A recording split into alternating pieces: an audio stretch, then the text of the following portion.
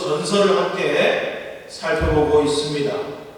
오늘 드디어 고린도전서 15장 이제 중간까지 왔습니다. 얼마 있으면 고린도전서도 끝나게 될 텐데 우리 끝까지 고린도전서를 통해서 하나님의 은혜를 경험하는 그런 시간이 되기를 원합니다. 고린도 교회는 하나님의 풍성한 은혜를 많이 받은 교회입니다. 그럼에도 불구하고 그 교회 안에 여러 가지 문제들이 있었죠. 그래서 그 문제들에 대한 답을 주기 위해서 사도 바울이 이 편지를 써서 고린도에 보냈습니다. 그래서 고린도 전서가 된 거죠. 자, 고린도전서 15장에는 어떤 문제가 있었습니까? 고린도 교회 성도들 안에 부활이 없다라고 주장하는 그런 사람들이 있었습니다. 이에 대해서 우리가 앞에서 이미 살펴봤습니다만은 사도 바울이 뭐라고 말합니까? 부활이야말로 복음의 핵심 중에 핵심입니다 라고 말합니다. 만약 부활이 없다면 그리스도께서 다시 살아나신 것이 아니고 그 결과 우리는 여전히 죄 가운데 있고 우리의 믿음도 우리가 전파하는 것도 다 헛것입니다.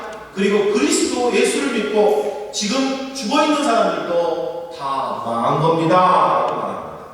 게다가 만약 부활이 없다면 예수를 믿는 사람들이야말로 세상에서 가장 불쌍한 사람들입니다 라고 그렇게 이야기를 하고 있습니다. 자, 그러면서 오늘 본문에 보니까 오늘 본문은 성경에서 나오는 가장 위대한 그러나라고 하는 단어로 시작합니다. 여러분, 성경에는 그러나라는 단어가 굉장히 많이 나오는데 이 그러나를 만나면 마음이 철렁할 때가 있어요. 마음이 기쁠 때가 있습니다. 그런데 오늘 그러나는 읽어나가다가 마음이 기뻐지는 순간인 거죠. 어떨 때는 하나님이 저들을 사랑했습니다. 하나님이 저들에게 은혜 베풀어 주셨습니다. 그러나 저들이 하나님을 버렸습니다. 하나님을 떠났습니다.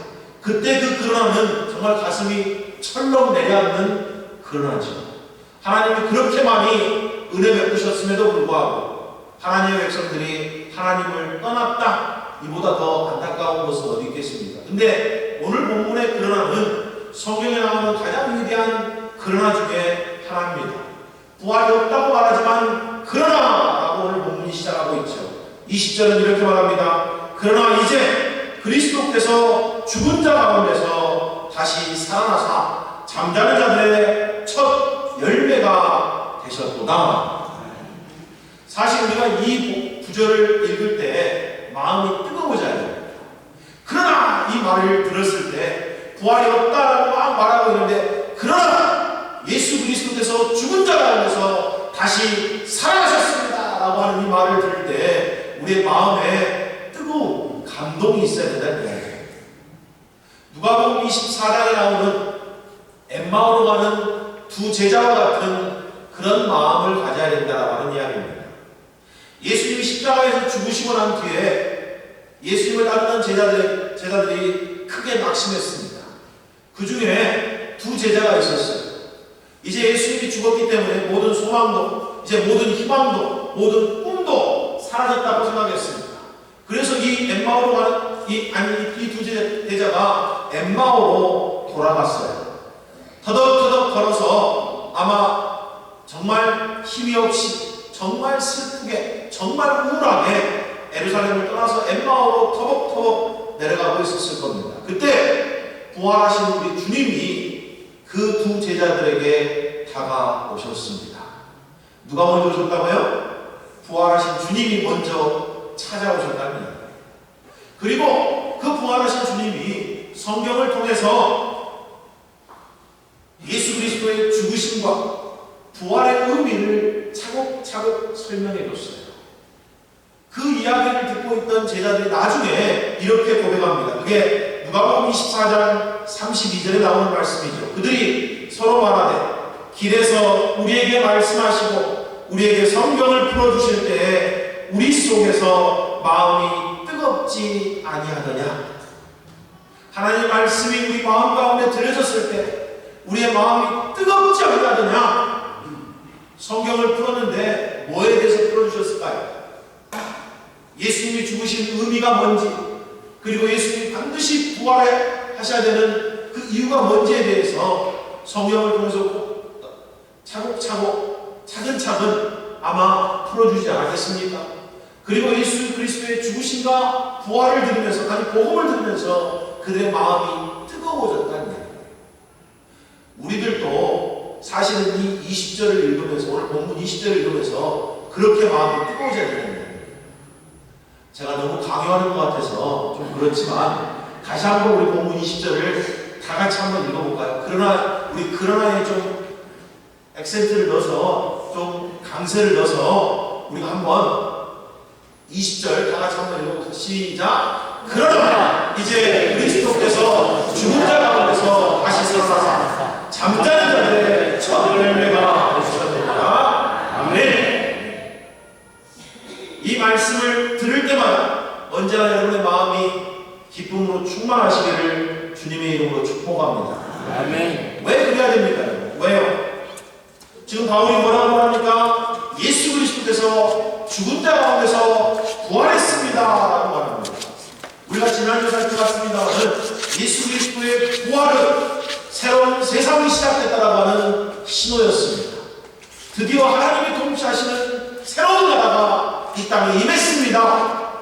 우리가 오늘 찬양을 했는데 예수님이 권능으로 나타나셨잖아요. 예수님이 권능으로 나타났다는 말은 다른 말이 아니고 예수님이 부활로 자신의 권능을 드러내셨다는 이야기입니다. 자신이 하나님 되심을, 자신이 온 세상의 왕 되심을 나타내 보이셨다라고 하는 이야기죠.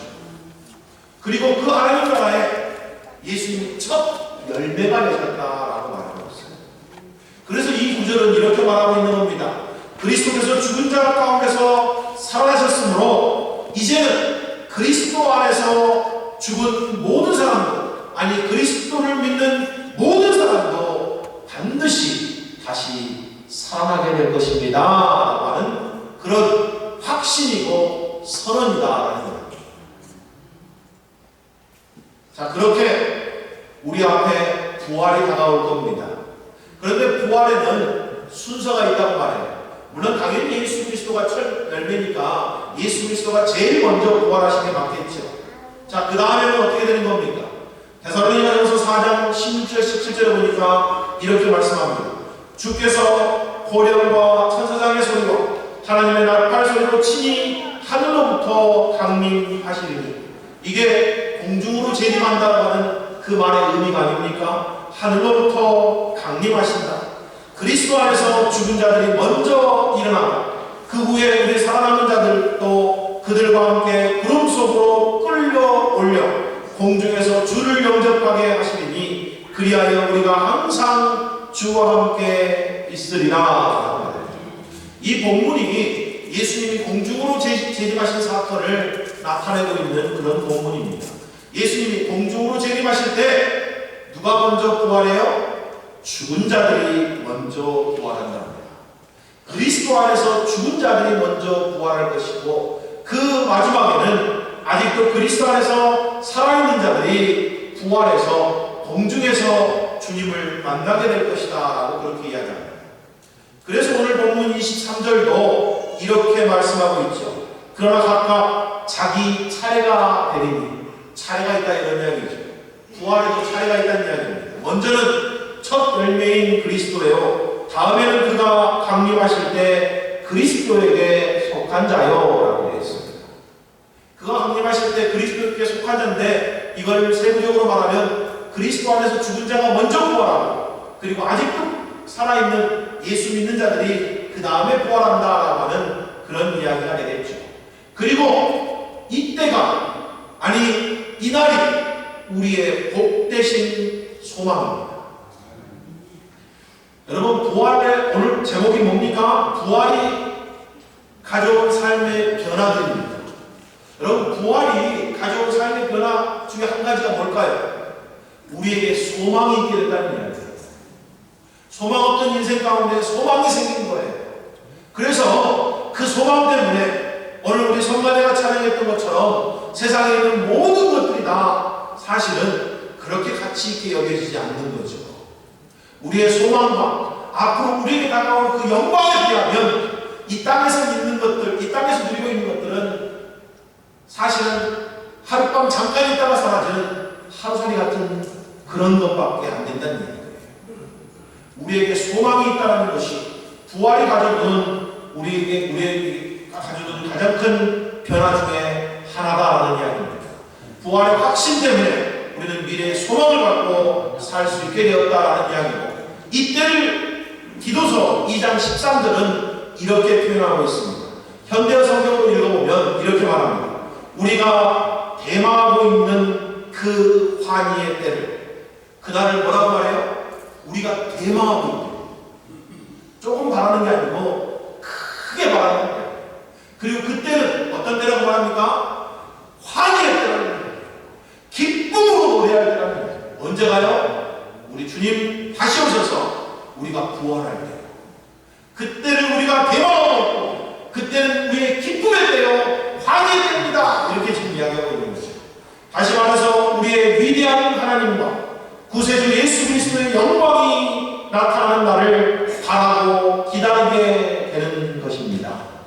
그날이 속히 오시기를 바라고 기다리는 삶, 그게 그리스도인들의 소망이고 그리스도인들의 삶의 모습이다라는 이야기입니다. 그 후로 우리는 영원히 항상 주님과 함께 살게 될 것입니다. 여러분, 사실은요, 창세기를 보면 하나님이 인간을 창조하셨는데, 인간을 창조하신 목적 중에 하나가 뭔지 아십니까? 영원히 하나님과 함께 하게 하기 위해서 창조하셨습니다. 영원히 하나님과 함께 살도록 하시기 위해서, 영원히 하나님과 교제하도록 하시기 위해서 하나님이 인간을 창조하셨다는 이야기예요. 그래서 에덴 동산 한가운데 무슨 나무를 심겨놓으셨어요? 생명나무. 그걸 따먹으면 영원히 살 수 있도록 생명나무를 에덴 동산 중간에 하나님이 심겨놓으신 거예요, 사실. 그래서 너는 이제 영원히 나와 함께 살자, 이런 의도로 하나님이 인간을 창조하셨다는 이야기입니다. 그런데 첫 인간인 아담이 마귀의 유혹에 넘어가서 하나님과의 언약을 어기고 하나님 없이 살고자 했습니다. 그래서 뭐를 먹었어요? 그 생명나무 옆에 있는 선악과를 따먹었죠. 그렇게 아담이 하나님께 범죄하게 되었습니다. 죄를 짓게 되었다는 이야기예요. 그래서 죄가 세상에 들어왔고, 죄로 말미암아 세상에서 사망이 왕 노릇하게 되었다라고 성경이 말씀합니다. 하나님이 의도하신 원래 세상은 그런 세상이 아니었어요. 근데 하나님을 창조하신 인간이 하나님께 범죄함으로 말미암아 세상이 망가지기 시작했던 거죠. 자, 사망이 사람을 통해서 세상에 들어왔기 때문에 부활도 누구를 통해서 세상에 들어와야 돼요? 사람을 통해서요. 새로운 생명도 사람을 통해서 세상에 들어와야 됩니다. 그래서 하나님이신 예수님께서 사람의 모습으로 이 땅에 오셨다, 이런 얘기입니다. 그래서 인간으로 사시고 인간으로 죽으시고 인간으로 부활하셨다는 이야기입니다.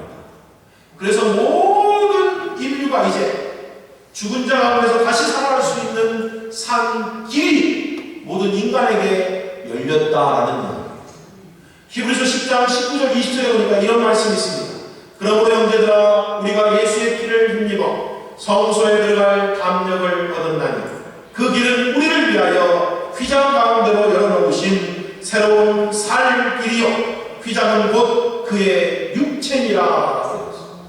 예수 그리스도께서 십자가에서 죽으심으로 말미암아 하나님과 사람들을 가로막고 있었던 그 휘장이 둘로 나뉘었다.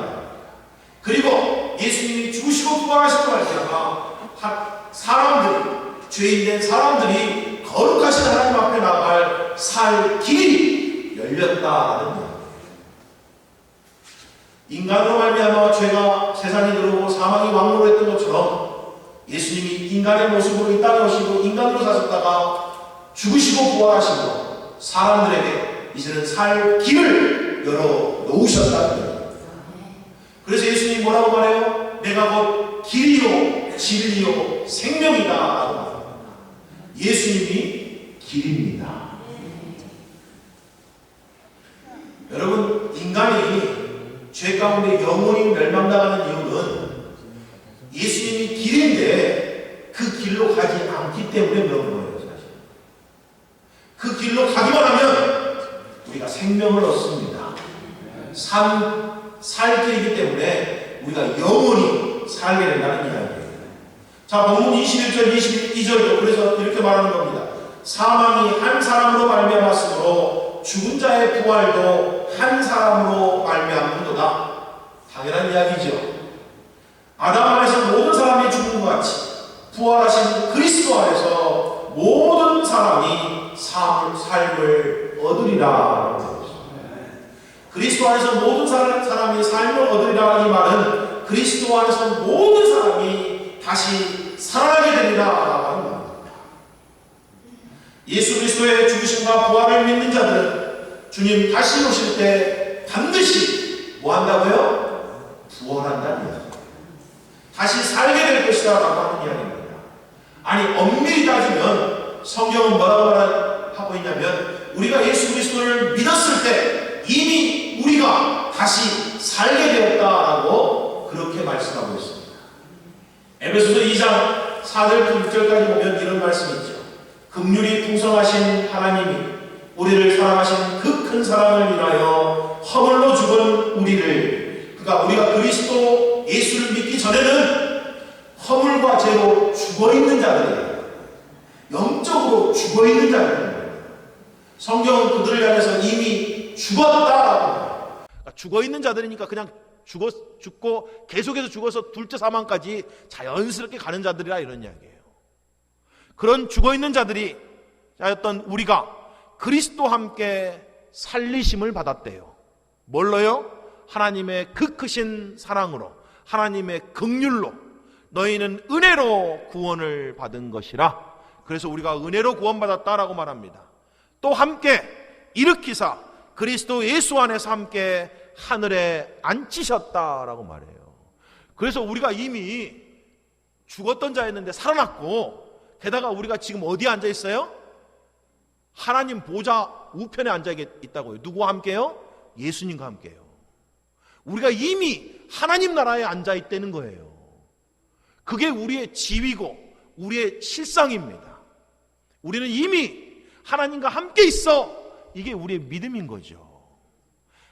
과거에 우리는 죄와 허물로 죽었던 자들이었습니다. 하지만 이제는 그리스도 안에서 살았고 또한 그리스도 예수 안에서 이미 하늘에 앉아있는 자들이다라는 이야기예요. 이것을 우리가 믿는 것이 구원에 이르게 하는 믿음이에요. 이것을 이미 우리가 믿는다고요. 하나님이 그렇게 말씀하셨으니까, 말씀이 그렇게 말씀하셨으니까 우리가 그것을 곧이곧대로 받아들여서 그 말씀을 그렇다라고 믿는 게 믿음이다, 이런 이야기입니다. 그런데 여러분, 놀라운 건 뭔지 아세요? 믿음이 저절로 생기지 않는다는 거예요. 믿음이요, 저절로 생기지를 않습니다. 마가복음을 보면 예수님께서 십자가에 달리시기 전에 여러 번 자신이 죽으시고 3일 만에 부활하실 거라는 것을 제자들에게 계속해서 반복해서 가르쳐 주셨습니다. 8장에 보면 예수님께서 인자가 죽임을 당하고 사흘 만에 살아나야 한다 하고 말했고, 마가복음 9장에 보면 인자가 죽임을 당하고 죽은 지 3일 만에 살아나리라 라고 말씀하셨고, 또 마가복음 10장에 보면 인자를 그들은 죽일 것이나 그는 3일 만에 다시 살아나리라 라고 계속해서 되풀이해서 말씀해 주셨다는 이야기예요. 그러니 제자들이 여러 번 들었잖아요. 귀에 못이 박히게 들었잖아요. 정말 귀찮을 정도로 예수님이 죽으시고 부활할 거라는 걸 들었잖아요. 자, 그러면 부활의 아침에 예수님이 죽으시고 3일 되던 그날에, 자, 마리아가 예수님을 장사 지냈던 그 무덤으로 뛰어갔습니다. 그랬더니 무덤에 물 막고 있던 큰 돌이 열려있고 그 무덤이 비어있었잖아요. 그리고 그 뒤로 베드로와 요한도 막 달려와서 그 무덤을 봤어요. 그랬더니 무덤이 비어있는 거예요. 그러면 적어도 그 전에 예수님한테 정말 귀가 따갑도록 들었잖아요. 내가 죽으면 반드시 3일 만에 부활할 것이다, 다시 살아날 거다, 이렇게 들었잖아요. 그러면 이 빈 무덤을 보면 적어도 이 정도는 생각해야 되잖아요. 야, 진짜 예수님이 부활한 거 아닐까? 그분이 여러 번 말했으니까 진짜 예수님이 부활한 거 아니야? 아니 뭐 이 정도는 생각해야 되는 게 마땅한 거 아니에요? 그런데 그 빈 무덤을 보고도 전혀 그런 생각을 안 했다는 이야기예요. 아니 생각조차도 안 들었다는 이야기입니다. 여러분 놀랍지 않아요? 그래서 믿음이 우리 게 아니에요. 믿음이 그래서 하나님의 선물입니다.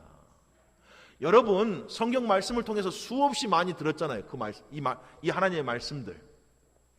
그러면 삶의 현장에서 여러분 삶을 살아갈 때 그 말씀이 쉽게 떠오르던가요?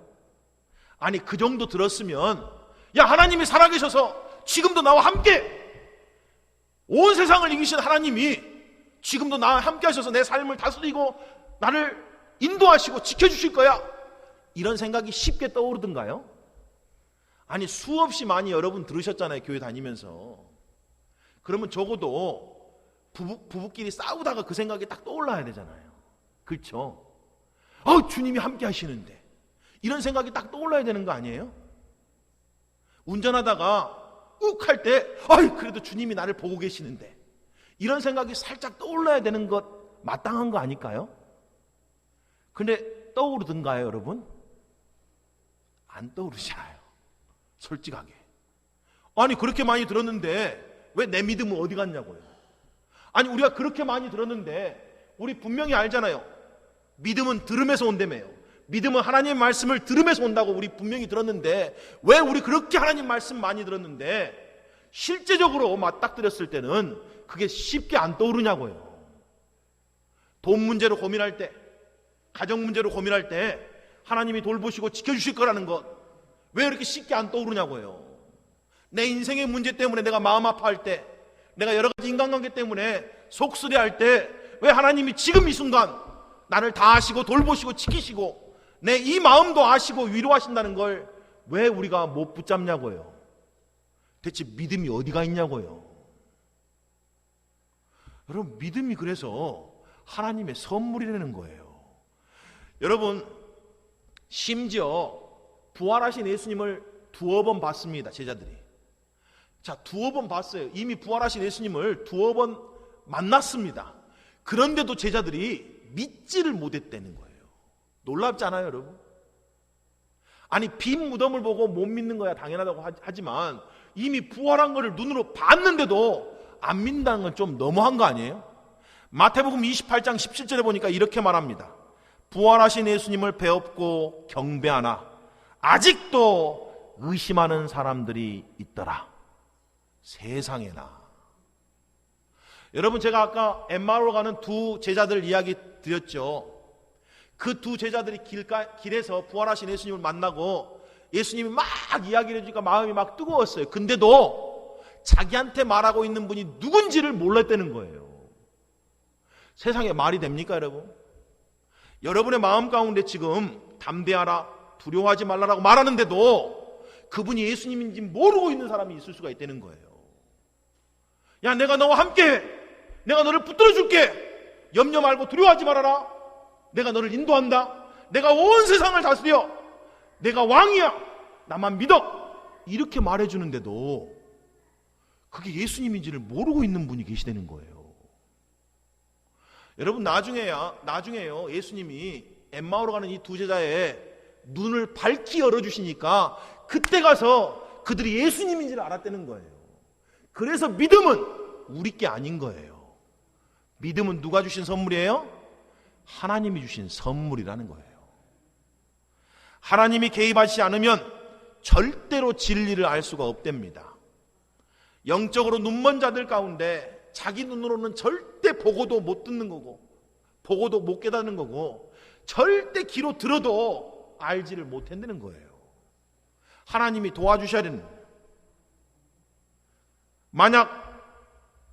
그렇기 때문에 만약 우리가 진리를 믿는 믿음이 있다면 우리가 어떻게 여겨야 돼요? 야, 하나님의 은혜구나 이렇게 여겨야 된다. 야, 하나님이 이미 내 마음 가운데 역사하셔서 내게 은혜 베풀어 주셨구나. 야, 내가 이렇게 믿을 수 있는 게 은혜구나. 야, 내가 이렇게 깨달을 수 있는 게 은혜구나. 야, 이렇게 내가 하나님 붙들고 살아갈 수 있는 것, 이렇게 믿을 수 있는 것 자체가 이미 하나님이 내게 넘치게 은혜 베풀어 주신 거구나 라는 걸 알아야 된다는 이야기예요. 이해가 되시죠, 여러분? 거기에 대한 감사가 있어야 된다고. 예수의 죽으심과 부활을 믿는 게 쉬운 게 아니라고요.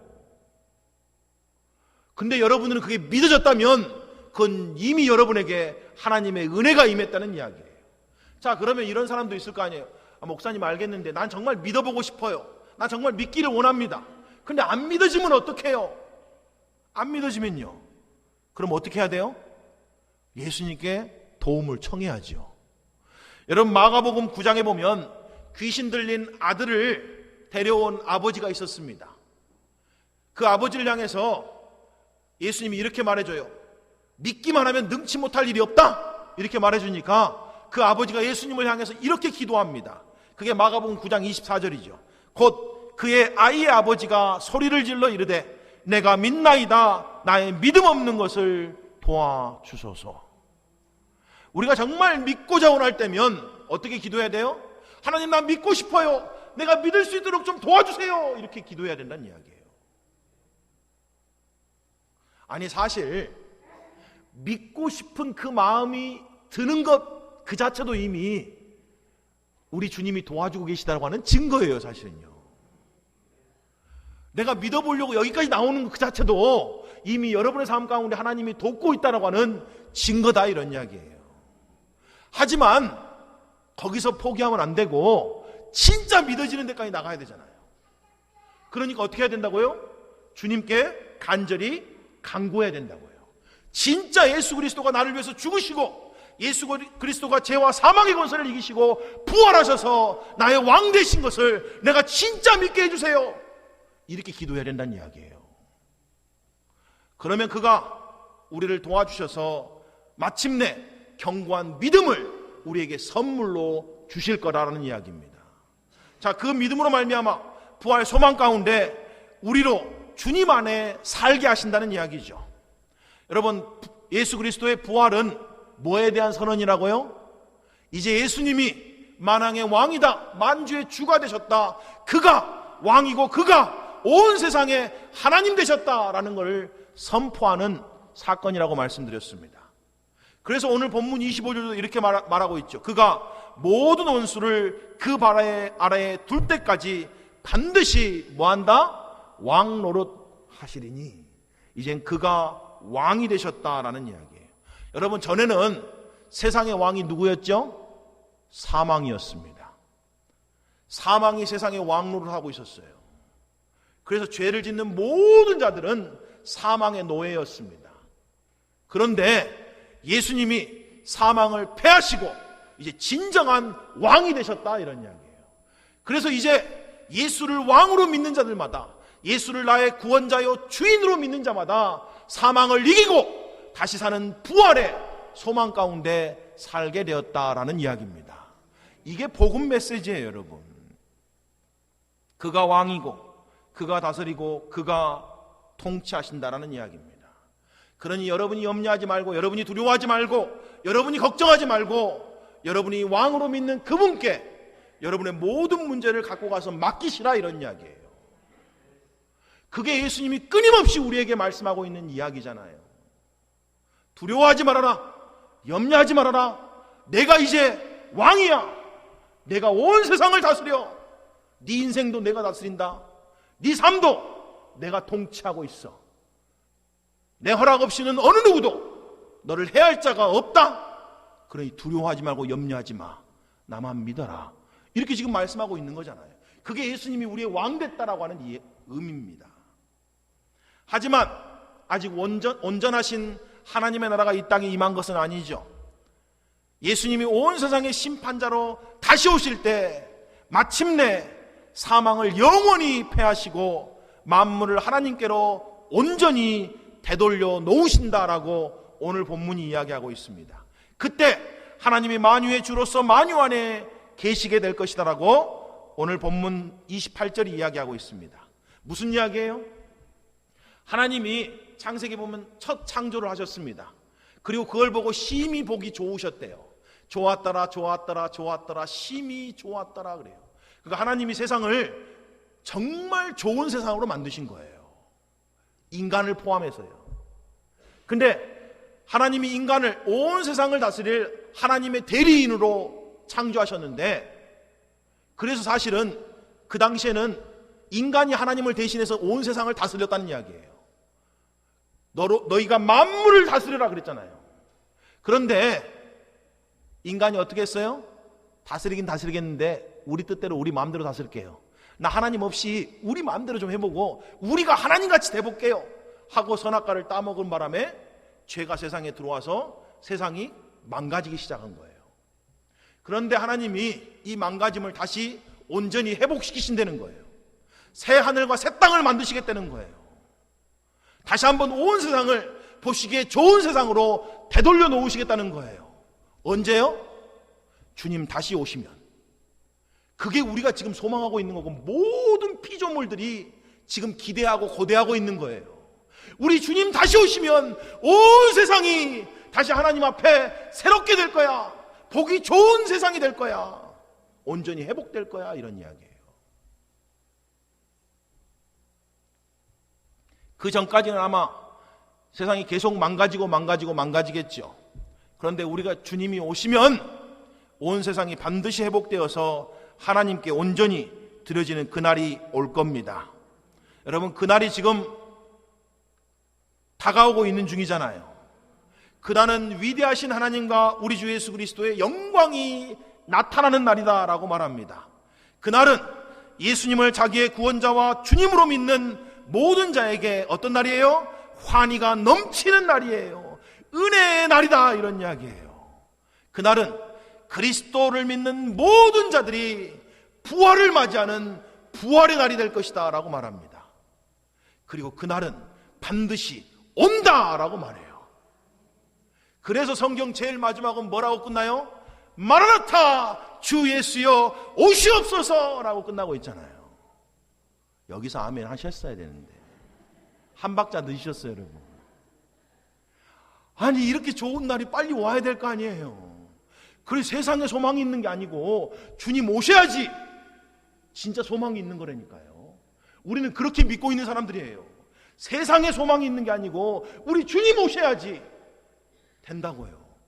그날이 은혜의 날이요, 환희의 날이요, 부활의 날이요, 우리에겐 영광의 날이라고요. 그날에 진주문이 우리를 기다리고 있고 황금길이 우리를 기다리고 있고 우리를 위해서 준비된 어마어마한 큰 맨션이 우리를 위해서 준비되어 있다고 해요. 아니, 무엇보다도 우리를 자기의 생명보다 더 사랑하신 우리 주님과 영원히 함께 살게 되잖아요. 그날이 다가오고 있다, 이런 이야기입니다. 그런데 만약 그날이 없다면 어떻게 되냐고요. 본문 30절은 뭐라고 말합니까? 또 어찌하여 우리가 언제나 위협을 무릅쓰리요. 이 말이 무슨 이야기예요? 아니, 그날이 없다면, 그날이 다가오지 않는다면 우리가 언제나 어떻게 위협을 무릅쓰냐? 아니, 우리가 언제나 조금 더 손해보고 조금 더 희생하고 조금 더 봉사하냐? 이런 이야기예요. 아니, 우리가 그날이 없다면 어찌 우리가 하나님의 말씀을 쫓아 살 수 있겠느냐? 이런 이야기 아니겠어요? 하지만 부활은 바울의 믿음 중에 핵심 중에 핵심이었습니다. 부활 때문에 고린도 교회 성도들에게 이렇게 자랑합니다. 그게 본문 31절이죠. 형제들아, 내가 그리스도 예수 우리 주 안에서 가진 바 너희에 대한 나의 자랑을 두고 단언하노니 나는 날마다 죽노라. 날마다 죽는 게 자랑이래요. 왜요? 부활이 있으니까요. 부활이 없으면 날마다 죽는 게 헛된 거 아니에요. 무익한 거라고요. 근데 부활이 있으니까 내가 날마다 죽는 게 나의 삶의 자랑이다야. 나는 부활을 날마다 경험합니다. 지금 그 이야기잖아요. 고린도후서 11장 27절에 보면 사도 바울이 자기의 삶을 이렇게 추억합니다. 또 수고하며 애쓰고 여러 번 자지 못하고 줄이고 목마르고 여러 번 굶고 춥고 헐벗었노라. 그런데 만약 부활이 없다면 이렇게 사는 게 너무 비참하지 않아요, 여러분? 내가 그리스도인 된다는 게 이런 삶이면 누가 그리스도인 되겠냐고요. 만약 부활이 없다면요. 근데 부활이 진짜라면 예수 그리스도를 위해서 이렇게 사는 삶도 가장 복된 삶인 거죠. 우리 성가대가 찬양했잖아요. 아까 금보다 더 귀한 거잖아요. 세상에 있는 어떤 것보다 더 귀한 거 아니에요. 왜요? 예수 그리스도가 반드시 다시 오실 거기 때문에요. 지금 그 이야기를 하고 있는 겁니다. 여러분, 부활이 가져다 준 삶의 가장 두드러진 변화 중 또 하나는 뭘까요? 부활을 확신하기 때문에 우리도 사도 바울처럼 우리의 매일의 삶 가운데서 어떤 삶을 살아요? 날마다 죽을 수 있는 삶을 산다 이거예요. 부활 때문에 그렇다. 부활 때문에요. 부활의 소망이 있기 때문에 믿음의 길을 가는 겁니다. 부활의 소망이 있기 때문에 끝까지 순종하는 거예요. 부활의 소망이 있기 때문에 섬기고 헌신하는 삶을 기꺼이 살아가는 겁니다. 여러분, 부활의 확신이 있기 때문에 내가 조금 손해보는 길, 내가 조금 더 낮아지는 길을 기꺼이 간다는 이야기예요. 부활의 소망이 있기 때문에 내가 먼저 낮아질 수 있고, 부활의 소망이 있기 때문에 내가 먼저 손 내밀 수 있고, 부활의 소망이 있기 때문에 내가 먼저 섬길 수 있다, 이런 이야기입니다. 여러분, 오늘 오후에 캄보디아 단기 선교를 위한 사랑의 바자회가 열립니다. 제가 보니까 우리 여성교회 회장님을 비롯해서 임원들 또 많은 분들이 정말 어마무시하게 수고를 많이 해주셨어요. 그 수고와 헌신 얼마나 값진지 모릅니다. 그런데 만약 부활이 없다면 다 헛것입니다. 그렇죠? 그렇게 사는 건 미련한 거예요. 여러분, 부활이 없으면요, 살짝 대충 살고, 이렇게 살짝 피해 다니면 살고, 살짝 하자 그러면 뒤로 빼고 살고, 이런 게 훨씬 똑똑한 겁니다. 만약 부활이 없으면요. 그런데 부활이 있으면 여러분의 그 수고와 헌신에 하나님께서 넘치게 갚아주실 날이 올 거다, 이런 이야기예요. 그래서 여러분의 수고가 유익한 거예요. 여러분의 수고가 헛되지 않는 거라, 이런 이야기. 여러분, 만약 부활이 없으면 우리가 뭐하러 그렇게 사냐고요. 오늘 본문도 그러잖아요. 32절에 보니까 부활의 소망이 없다면 죽은 자가 다시 살아나지 못할 것이니 내일 죽을 터이니 먹고 마시자. 이게 똑똑한 거라고요. 부활이 없으면 오늘 삶이 끝인데, 이 땅의 삶의 끝인데, 우리가 이 땅에서 먹고 마시고 즐겁게 사는 것이 제일 중요하지, 부활의 소망이 없는데 우리가 왜 다른 사람보다 더 수고하고 애쓰고 더 많이 고생하고 더 많이 헌신하냐고요. 그럴 필요가 어디 있겠냐, 이런 이야기입니다. 대충 신앙생활하고 적당하게 신앙생활하는 게 유익하게 보이는 것이지, 그런 게 더 지혜롭고 똑똑하게 보이는 것이지, 그렇지 않으면 부활이 없다 그러면 그렇게 사는 게 마땅하다, 이런 이야기죠. 하지만 부활이 있다 그러면 모든 게 뒤바뀝니다. 모든 게 바뀌어진다고요.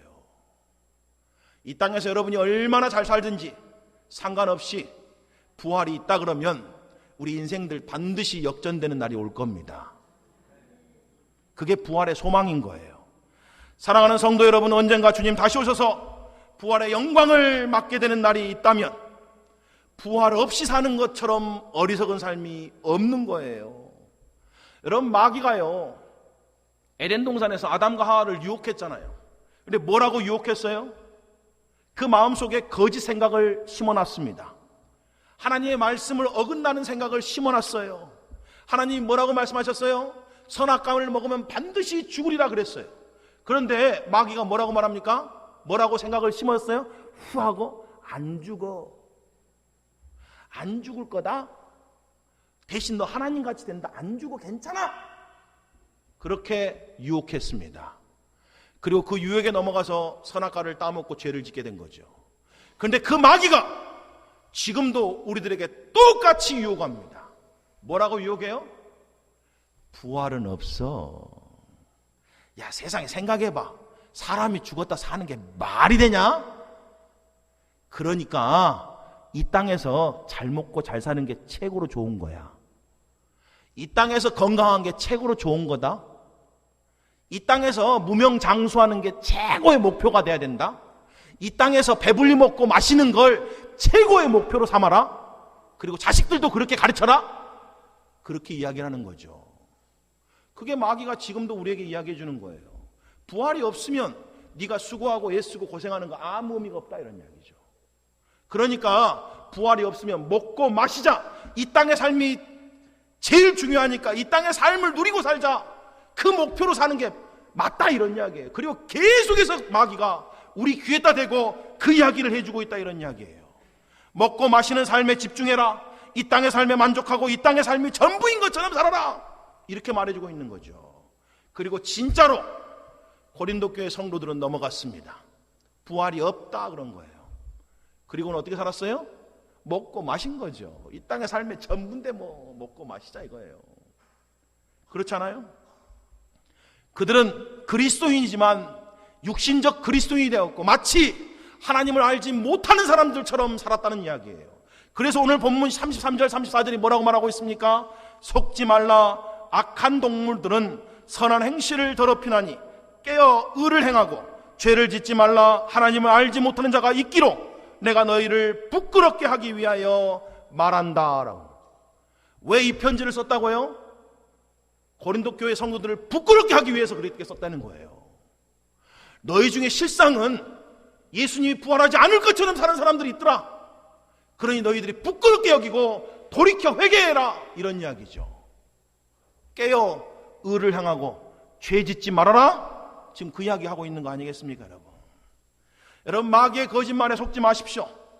부활의 날, 영광의 날은 반드시 곧 임하게 될 겁니다. 그러므로 깨어서 의를 행하고 죄를 짓지 말라는 거예요. 고린도전서 제일 마지막 절 58절에 뭐라고 되어 있습니까? 그러므로 내 사랑하는 형제들아, 경고하며 흔들리지 말며 항상 주의 일에 더욱 힘쓰는 자들이 되라. 이는 너희 소고가 주 안에서 헛되지 않는 줄을 알미니라. 여러분, 부활의 날이 다가오고 있어요. 그럼 어떻게 살라는 이야기예요? 항상 더욱 주의 일에 힘쓰는 자리 되래요. 왜요? 그 수고가 절대 헛되지 않으니까요. 여러분, 학생들이 왜 공부해야 돼요? 학생들이 왜 공부해야 됩니까? 여러분, 사업하고 일하는데 왜 열심히 일해서 돈 벌어야 되죠? 왜 여러분들이 좋은 가정을 꾸려야 돼요? 왜 여러분의 삶이 평안하기를 힘써야 됩니까? 뭐 하기 위해서요? 먹고 놀고 마시기 위해서요? 부활이 없으면 그렇게 살아도 되죠. 그런데 여러분, 부활이 진짜라 그러면 우리의 삶의 목표가 바뀌어야 됩니다. 학생이 공부하지 말라는 이야기 아니에요. 공부 열심히 해야죠. 일하는 사람들이 일 설렁설렁 하라는 이야기 아닙니다. 일 열심히 하셔야 됩니다. 사업도 열심히 하십시오. 최선을 다하세요. 가정도 정말 아름답게 꾸미십시오. 근데 뭐를 위해서 하냐고, 여러분? 주를 위해서 하라고요. 다시 오실 주님 위해서 하라는 거예요. 그래서 여기 그렇게 됐잖아요. 항상 주의 일에 더욱 힘써라. 여러분이 하시는 그 모든 걸 통해서 하나님의 나라와 교회를 위해서 힘써 일하십시오. 선교를 위해서 힘쓰세요. 예수와 복음 위해서 살라, 이런 이야기입니다. 왜요? 우리 주님 다시 오시니까요. 그리고 반드시 여러분의 수고와 헌신에 넘치게 갚아 주실 겁니다. 마귀의 거짓말에 속지 말고 악한 동무들의 행실을 본받지도 말고 경고하고 흔들리지 말고 항상 주의 일에 더욱 힘쓰시는 여러분 되시기를 주님의 이름으로 축복합니다. 아멘. 우리 다 같이 일어나셔서 함께 찬송하시겠습니다.